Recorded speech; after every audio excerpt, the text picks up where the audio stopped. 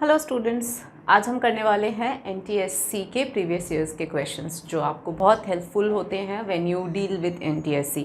कि जब आप एनटीएससी की तैयारी करते हैं तो ऑब्वियसली जब आप ऐसे क्वेश्चंस थोड़ा सा देख लेते हो कि प्रीवियस ईयर्स में हाईएस्ट लेवल के क्वेश्चंस आए थे तो ऑब्वियसली तैयारी थोड़ी अपने आप में आसान हो जाती है। ठीक है, तो हम स्टार्ट करते हैं विद आवर फर्स्ट क्वेश्चन। जैसे कि आप स्क्रीन पे देख सकते हैं, this is your first question जो प्रीवियस ईयर्स के एनटीएससी में आया हुआ है।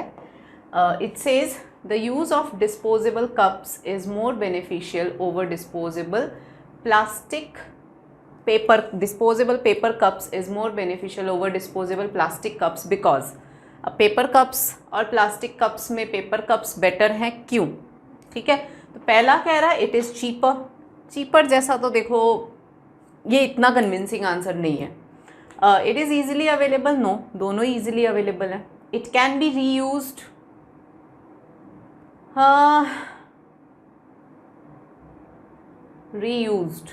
रीयूज थोड़े, वो तो क्रश होके वो। Then it's recycling process has no harmful impact on environment. अब इन चारों में से आपको कौन सा ज़्यादा इम्पैक्टफुल लग रहा है? देखो चीपर जैसा कोई कॉन्सेप्ट इतना वो होता नहीं है कि चीपनेस की वजह से ये ज़्यादा फेमस है। मेन देखो आपका चैप्टर है मैनेजमेंट ऑफ नेचुरल रिसोर्सेज जो कहीं ना कहीं एनवायरमेंट से रिलेटेड है। ठीक है, तो इसीलिए यहाँ पर आपका ऑप्शन बैठेगा कि it's recycling process has no harmful impact on environment. क्यों बच्चों? क्योंकि देखो चीपर वाला जो कॉन्सेप्ट है ना, ये इतना आप खुद समझ सकते हो कि सस्ते की वजह से पेपर कप लोग ज़्यादा, तो ऐसा नहीं है, दोनों ही चीप हैं बेसिकली देखें तो। ईजिली अवेलेबल भी दोनों ही है। रीयूज्ड जो है रादर प्लास्टिक वगैरह, मतलब रीयूज्ड का कॉन्सेप्ट दोनों ही एक बार में ख़राब हो जाते हैं तो वो भी गलत है। तो सबसे important environmental point of view से कि रिसाइकलिंग का कोई हार्मफुल इम्पैक्ट एनवायरमेंट में नहीं है, तो इसीलिए आपका ऑप्शन डी सही रहेगा। तो ऐसे करके आपको फिल्टर करने हैं ऑप्शंस। ठीक है, नेक्स्ट देख लेते हैं।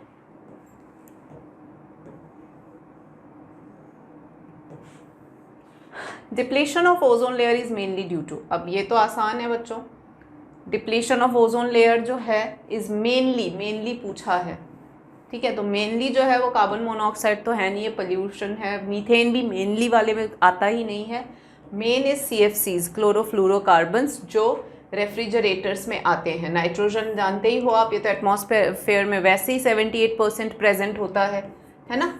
तो नाइट्रोजन इज प्रेजेंट 78% एटमॉस्फेयर में, तो इतना कोई प्रॉब्लम है नहीं। CFCs are the main reason of क्या बोलते हैं, ओजोन डिप्लीशन। ठीक है, क्यों? क्योंकि CFCs में क्या होता है, क्लोरीन होता है, क्लोरोफ्लोरोकार्बन्स है, तो जो क्लोरीन है वो ऑक्सीजन के साथ कंबाइन हो जाता है and it forms that chlorine oxide. क्योंकि ओजोन जो है वो O3 जो है वो O2, मतलब ये एसोसिएशन डिसोसिएशन रिएक्शन होता है। ठीक है, तो ये जैसे कि डिसोसिएट हुआ यहाँ पर, उसके बाद ये एसोसिएशन भी हो जाएगा इसका, तो इस तरीके से ये बनता है। तो ये जब अभी ये जैसे डिसोसिएट हुआ, फिर ये एसोसिएट होके O3 बना देगा, तो ये चलता रहता है वहाँ पर। ठीक है, लेकिन जब ये फ्री ऑक्सीजन जो है ना, ये जब क्लोरीन के साथ कंबाइन हो जाएगा तो ओजोन बनेगा कैसे? इस वजह से क्लोरोफ्लोरोकार्बन्स जो हैं वो रिस्पॉन्सिबल हैं। और ये रिएक्शन आपको ध्यान रखनी है, मैंने आपको आर एनवायरमेंट में भी पढ़ाया है, तो आप वहाँ से भी समझ सकते हो इसको। ठीक है, नेक्स्ट। This says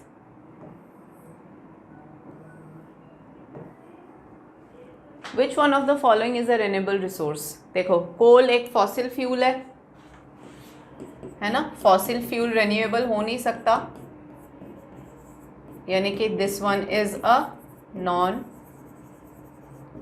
renewable.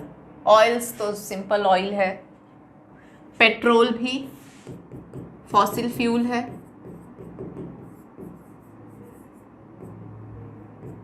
यानी कि नॉन रिन्यूएबल। ठीक है, तो समझ में आ गया, ऑयल हो ही नहीं सकता। तो बचता कौन है? फॉरेस्ट, क्योंकि फॉरेस्ट अपने आप को रिन्यू कर लेता है। हालांकि ये भी एग्जॉस्टिबल में आते हैं, लेकिन ultimately they can renew themselves. ठीक है, नेक्स्ट।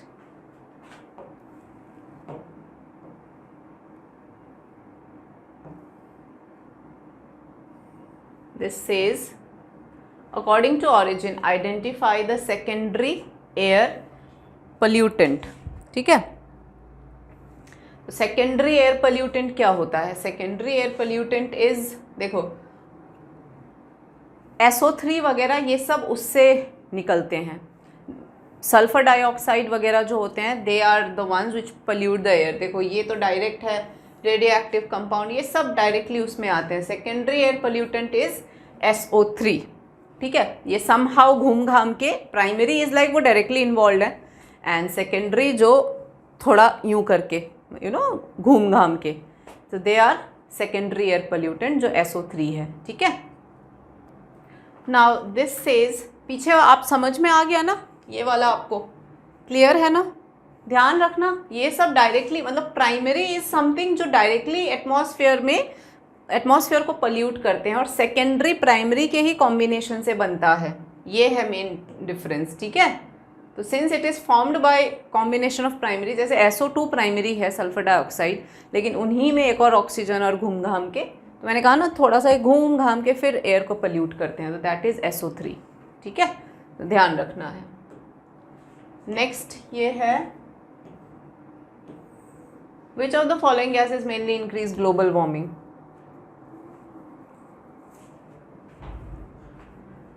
तो देखो ग्लोबल वार्मिंग बढ़ाता है सल्फर डाइऑक्साइड नहीं, कार्बन डाइऑक्साइड बढ़ाता है, बिकॉज ये हीट को ट्रैप करके वापस लौटने नहीं देता है। Nitrous and carbon mono they are pollutants of course, but global warming के लिए CO2 रिस्पॉन्सिबल है, क्योंकि जितना ज़्यादा CO2 उतना वो हीट को ट्रैप करके रखते हैं, ये एनवायरनमेंट में इसको एस्केप नहीं होने देते हैं।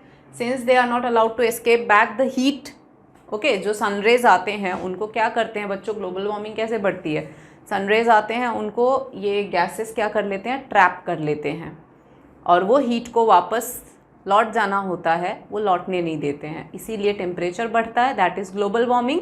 और ये काम कार्बन डाइऑक्साइड बहुत अच्छे से करते हैं। ठीक है, next, Which of the following is the example of waste biodecomposition of living beings? देखो biodecomposition of living beings, तो इनमें से कौन सा है जो डिग्रेडेबल है? तो देखो प्लास्टिक डिग्रेड नहीं हो सकता, मेटल डिग्रेड नहीं हो सकता, ग्लास डिग्रेड नहीं हो सकता, तो बचा कौन? वेजिटेबल्स। वेजिटेबल्स जो होते हैं लिविंग मैटर से बने होते हैं, तो they are biodegradable, they can be broken down into smaller substances. ठीक है, डिकम्पोज हो सकते हैं, तो आंसर होगा वेजिटेबल। ठीक है, नेक्स्ट,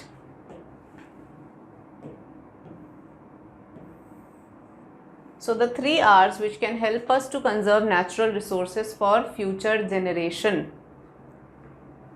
रिड्यूस, रीजेनरेट, रीडिस्ट्रीब्यूट। क्या पढ़ा है आपने? ये पढ़ा है? नहीं पढ़ा है। रिड्यूस, रिसाइकल, रीजेनरेट, ये पढ़ा है? नहीं पढ़ा है। रीडिस्ट्रीब्यूट, रीजेनरेट, रिसाइकल, ये पढ़ा है? नहीं पढ़ा है। आपने क्या पढ़ा है?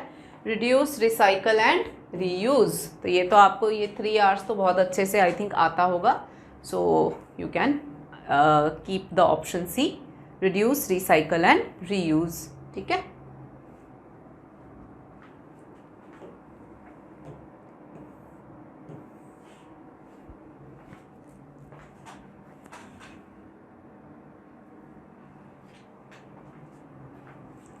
now select the group which contain only biodegradable item. Again biodegradable item देखो wood, paper, leather, प्लास्टिक। अब देखो प्लास्टिक, ग्लास ये दोनों नहीं है, तो ये है नहीं।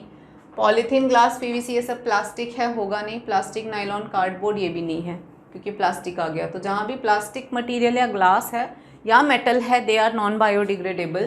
तो ये देखो ये सारे लिविंग मैटर से बने हैं, all those things which are made from living component they are degradable. तो वुड, पेपर, लेदर ये तीनों चीज़ें ही उससे बने हैं लिविंग मैटर से, तो दे आर डिग्रेडेबल, तो ईजिली डिकम्पोज हो सकते हैं। ठीक है, अच्छा ये पूछ रहा है ओनली नॉन बायोडिग्रेडेबल, तो ये तो डिग्रेडेबल है, इसमें भी डिग्रेडेबल है, पॉलीथीन, ग्लास ये है, क्योंकि कार्डबोर्ड इज, ये है ऑप्शन। ओजोन होल और hole in the ozone layer in the atmosphere refers to. अब आप बताओ, development of a hole in ozone layer या decrease in ozone layer in troposphere, decrease in ozone layer in stratosphere, या all of the above. देखो ozone hole और hole in ozone layer, तो इसमें से बेस्ट डिस्क्राइब्ड कौन सा sentence है, आपको बेस्ट डिस्क्राइब चूज करना पड़ेगा। तो development of a hole in ozone layer थोड़ा ठीक लग रहा है, बट थोड़ा सा प्रॉब्लम है। Decrease in ozone layer troposphere, ये तो है ही नहीं, बिकॉज ट्रोपोस्फेयर में ओजोन लेयर होता नहीं है। ऑल ऑफ द अबव मैंने पहले क्रॉस कर दिया, तो ये अपने आप में गलत हो गया। कंपटीशन इन दोनों के बीच में है, तो अब आप खुद बताओ इसमें से ओजोन होल का क्या मतलब हुआ। तो होल आना, कि यहाँ पर कैच है, मतलब development of a hole in the ozone layer. तो होल का क्या मतलब, छेद हुआ थोड़े। कहना हम ये चाह रहे हैं, ओजोन होल से हम कहना ये चाह रहे हैं कि लेयर में डिक्रीमेंट आया है, लेयर डिक्रीज हुआ है। कहाँ पर, स्ट्रेटोस्फेयर में। इसीलिए इसका ऑप्शन होगा, आंसर करेक्ट आंसर होगा option C, decrease in ozone layer in stratosphere. From which district of Rajasthan did Chipko movement begin. Chipko movement कहाँ से स्टार्ट हुआ था बच्चों, जयपुर, जोधपुर, अजमेर, जैसलमेर। तो कहाँ से स्टार्ट हुआ था, आपने पढ़ा है आपकी बुक में। ये फैक्चुअल इंफॉर्मेशन है, तो इसमें ज़्यादा दिमाग भी नहीं लगा सकते। इट्स जोधपुर, ठीक है। So these are few questions जो आपके एनटीएससी में लास्ट ईयर आ चुके हैं। ओके, इसको ध्यान से पढ़ो, तरीके से पढ़ो। चैप्टर ऐसा है कि फैक्चुअल इन्फॉर्मेशन ज़्यादा रहेंगी, दिमाग लगाने वाले घुमाया हुआ हो सकते हैं। जैसे अभी स्ट्रेटोस्फेयर वाला वो था, बच्चे होल देखते ही उसको पकड़ लेते हैं, बट गलत हो जाता है। तो ऐसी छोटी छोटी चीज़ों का ध्यान रखो, and I am sure you'll very first attempt में ही एनटीएससी निकाल सकते हो। I am very sure about that. On this note, it's a goodbye, you take care.